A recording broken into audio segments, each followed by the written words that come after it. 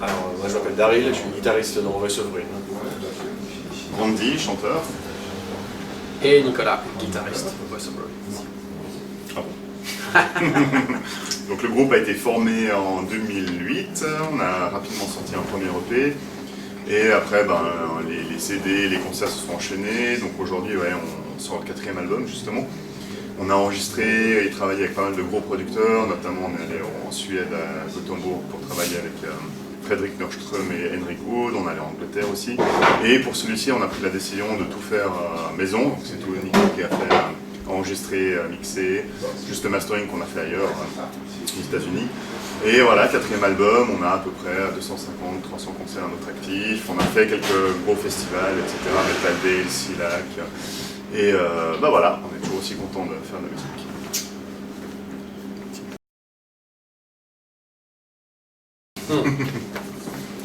Alors en gros, c'était l'ancien batteur, Olivier, qui avait un cousin schizophrène, enfin qu'il l'a toujours d'ailleurs. Mais en gros, il lui avait demandé de trouver une liste de noms, puisqu'il est américain, donc voilà, ça, c'est toujours, les Américains ont toujours des meilleures idées pour des noms en anglais quand même. Et il lui avait soumis une petite liste de noms, et il y avait justement Voice of Brain dedans, et puis on trouvait que c'était plus cool. Donc voilà, il n'y a pas vraiment de signification, à part qu'on trouvait que ça sonnait bien et que c'était joli. Voilà. Et métal.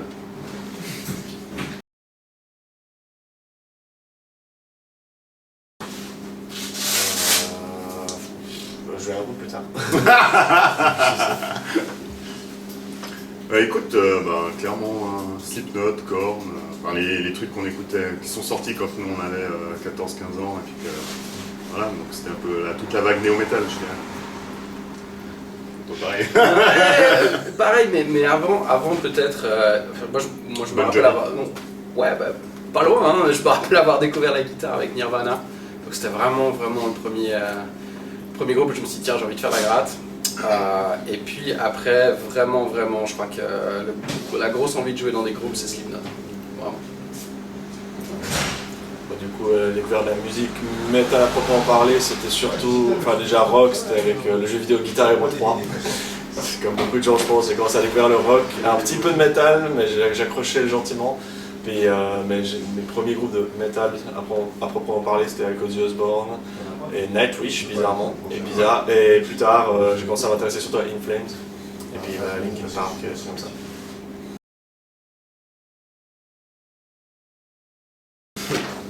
Très agréablement. Je crois que... Pas pour tout le monde. Non, je crois que ça s'est bien passé.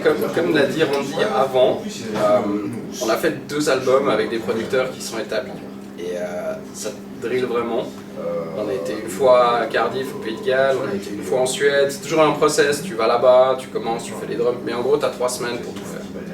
Parce que voilà, pour des questions de budget, souvent des mecs, tu peux pas les booker 2 mois comme tous nos groupes préférés qui ont 2, 3, 4 mois pour faire des trucs. Puis cette fois, on s'est dit, bon, moi j'avais déjà un studio avant, puis j'ai jamais voulu avoir la double casquette, guitariste et producteur en même temps du groupe. Parce que, je sais pas, je voulais vraiment d'abord aller voir comment ça se faisait avec des gars expérimentés. Puis cette fois, on s'est dit, on va peut-être prendre le temps, parce que le son c'est un aspect, mais il y avait les compos, on voulait passer plus de temps dessus. Donc en fait, le process il a duré quoi? À peu près 2 ans. Ouais, et on a eu le temps, il y a eu le Covid entre deux aussi, on a eu le temps de faire toute une première série d'enregistrements. On a d'abord loué une maison perdue où on a été surtout picolé en fait. Ouais. et puis genre passer du temps ensemble, on a écrit 1 ou 2 morceaux, on est revenu, ensuite on avait loué le batteur là où il travaillait, il y avait un entrepôt, donc on est reparti dans cet entrepôt, on a fait un petit studio là-bas pour aussi passer du temps et enregistrer.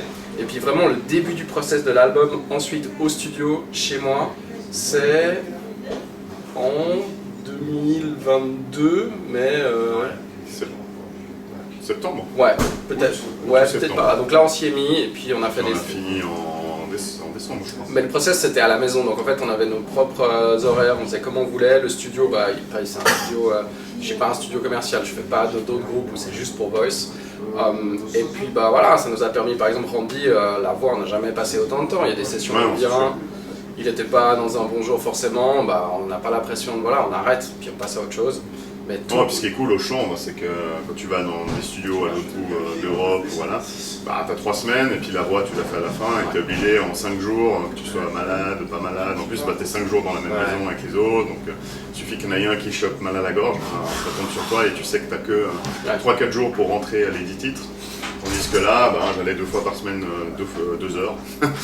Voilà, et puis au moins la voix elle est nickel. Tandis qu'après 5 jours où tu as chanté tous les jours, bah, les derniers morceaux, bah, tu as la voix fatiguée quand même.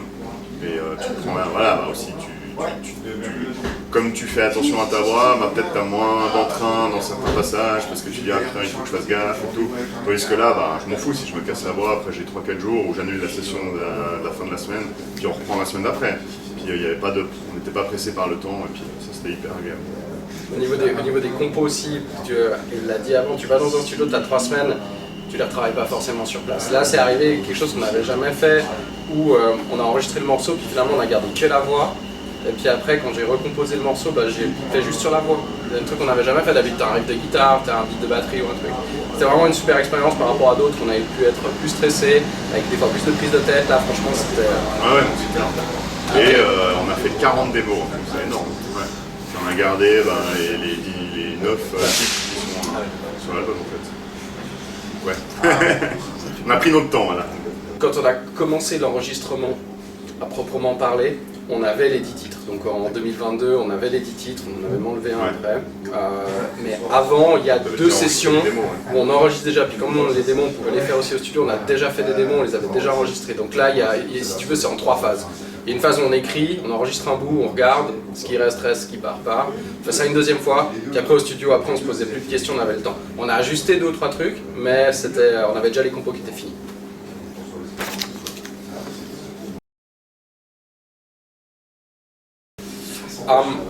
C'est un peu un mix pour ce coup-là.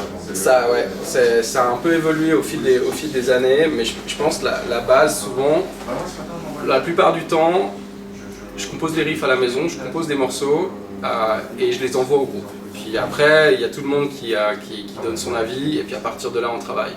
Donc, de temps à autre, Erwin aussi, le bassiste, fait pareil, il envoie une démo, ou Daryl, mais cette fois, ce qui a aussi changé, c'est que dès le début du process, on s'est d'abord vu tous ensemble. Donc on n'avait rien. Donc on est arrivé, on avait fait ce petit studio là dans cette maison paumée, et on est arrivé le matin, on n'avait rien.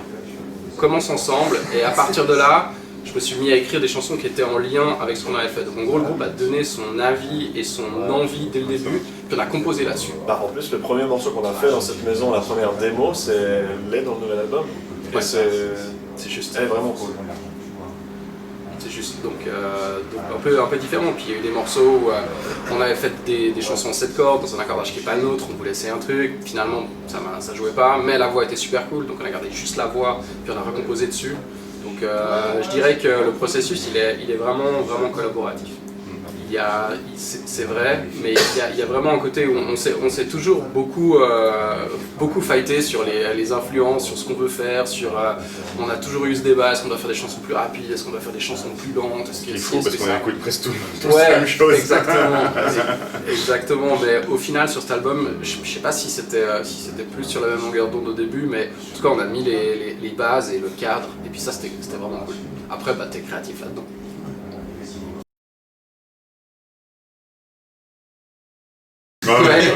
Ouais. Mais voilà, s'ils n'ont pas été retenus, c'est que.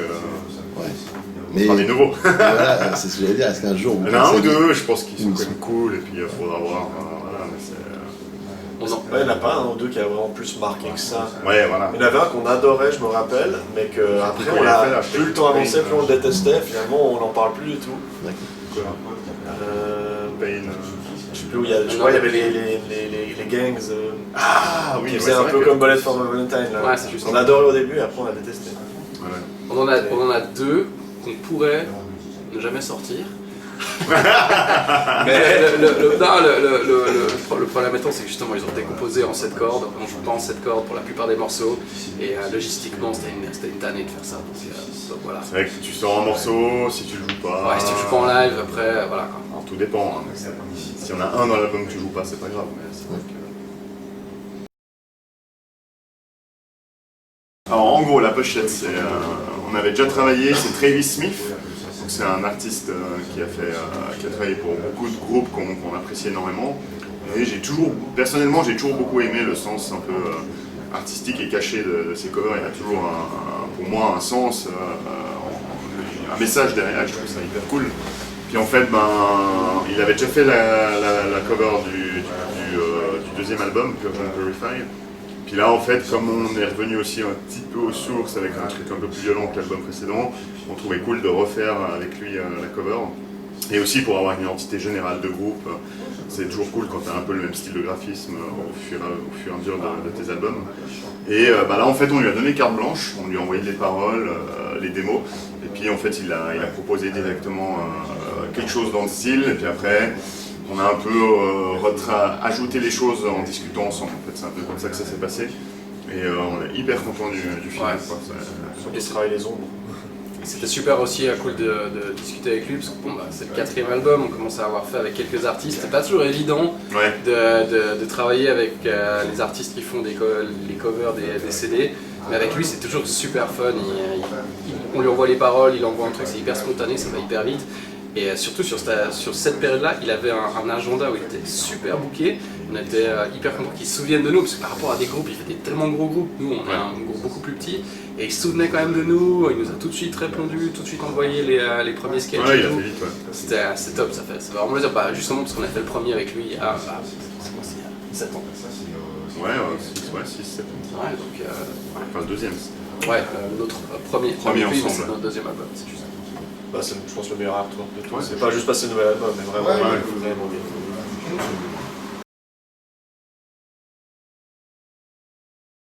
Alors le truc c'est qu'on a déjà joué avec des artistes qu'on aime énormément et puis en fait on remarque que jouer avec, au final ça change rien parce que t'as pas forcément accès à l'artiste en lui-même, tu peux pas forcément aller boire un verre avec, tu peux pas forcément aller causer avec, voilà. Alors, j'ai souvenir qu'avec Sepultura on avait pu faire une petite after avec le chanteur, c'était super cool. Mais voilà, c'est assez rare, par ça. Surtout quand tu ouvres pour ce genre de groupe et encore dans les festivals c'est encore pire parce que voilà. Mais c'est vrai que la plupart du temps, voilà, t'as pas vraiment Il n'y a pas d'interaction. de moment d'interaction, exactement. Quand on a joué avec Cannibal Corpse, ça paraît une poignée de main. Ouais, c'est ça. Parce qu'on avait fait un petit festival en Suisse et puis nous on était il y a 2 scènes, et puis nous on était sur la grande scène, il y avait nous, après nous il y avait Cannibal Corpse et après il y avait Bettering de Martyrs. Bettering de Martyrs, voilà, on les connaissait déjà un peu, donc toujours on a pu discuter et tout, c'est cool. Mais c'est vrai que Cannibal Corpse, voilà, c'était juste salut et puis voilà. Après on n'est pas le style aussi à courir vers les gens, on laisse les gens Ils ont tranquilles, quoi. décidé de On pas est suisse, répondre à la on est question. suisse. Moi, si on me propose de faire une date ou un tour avec Slipknot, je dis oui, donc voilà, je suis pas batteur. Même s'il n'a pas besoin de même s'il peut pas leur parler. Moi c'est juste comme ça, je l'aurais fait, quoi. Je check là et puis c'est fait, quoi. Donc il n'y a pas de souci, quoi. Il n'y a vraiment pas de souci. Voilà, des artistes ou groupes, pareil. Pareil, Bon, si c'est pareil, alors moi ce serait In Flames ou Bullet for November. voilà.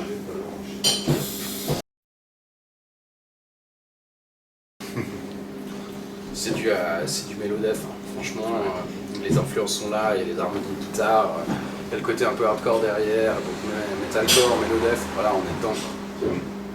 Ça, efficace.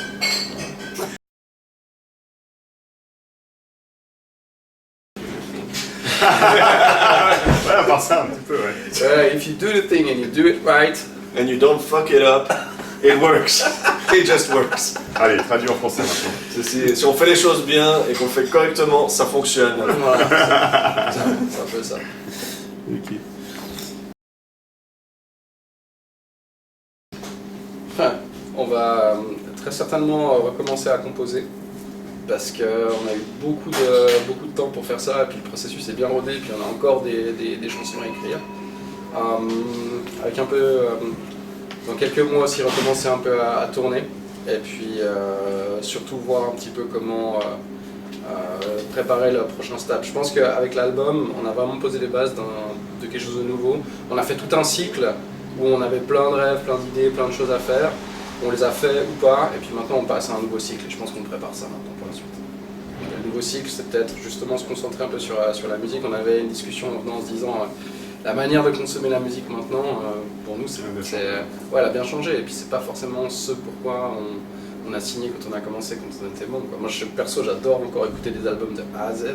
C'est quelque chose que je fais. Je sais que c'est pas forcément ce que les gens veulent maintenant. On est dans une Et encore dans le métal, je crois que ça reste un petit peu. Quoi. C'est ça qui est cool dans le style qu'on fait, c'est que nous on a une certaine idée de la musique et les gens qui viennent au concert et tout l'ont plus ou moins aussi. Même les jeunes, j'ai l'impression qu'ils achètent facilement des CD. Ouais, c'est ça. C'est que j'ai l'impression que c'est que dans le métal que les gens achètent, enfin rock et métal que les gens achètent encore des CD.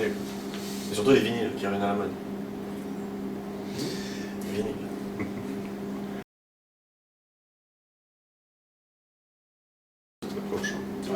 Après, en Suisse, c'est dans le sens, on est la partie francophone, on n'est pas majoritaire, c'est petit.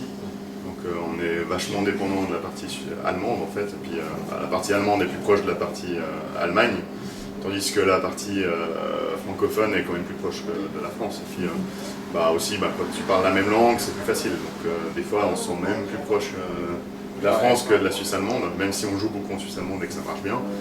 Mais nous en tout cas, quand on a commencé le groupe, le but c'était de jouer dans le max de pays, faire le max de trucs, on a fait pas mal de choses.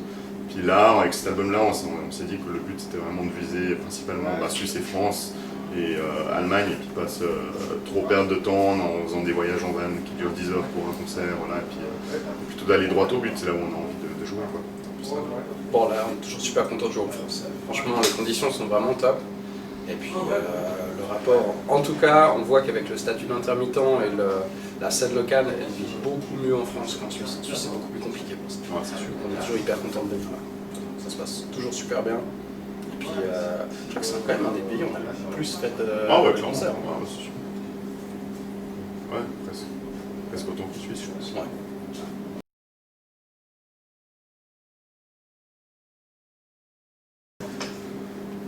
Des bières, une glacière et une laine de soleil. C'est pour une île déserte, on a dit. Ah, pour une île déserte. Ouais. Pas besoin de maillot. Ah Non, pas besoin de maillot, on c'était tout seul. Bon, pour le coup, t'es bon, tu peux venir à Walp. Je sais pas, moi je pense une guitare, ma famille et de la bouffe. Tu seras pas tout seul. Ouais, je fais ce que je veux, c'est mon île déserte. Une guitare, mon chat, et puis une capote au cas où. Une capote au cas où, on sait jamais. Quoique, il faudra bien peupler l'île déserte.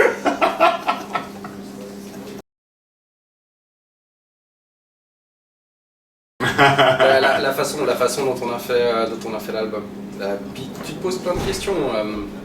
Enfin, moi je parle pour moi parce que je suis le plus vieux du groupe. On n'est pas toujours de première fraîcheur après, tu vois ce que je veux dire. Donc t'as des envies, t'as des attentes, et puis je pense que là, pour les prochaines années, on veut faire les choses un peu différemment. Quoi. Déjà rien que le fait d'avoir maintenant un studio, quelque chose qui roule, et puis de pouvoir sortir des singles, des albums, des morceaux comme on veut, forcément que ça va être différent. Vous allez vous ouvrir différemment.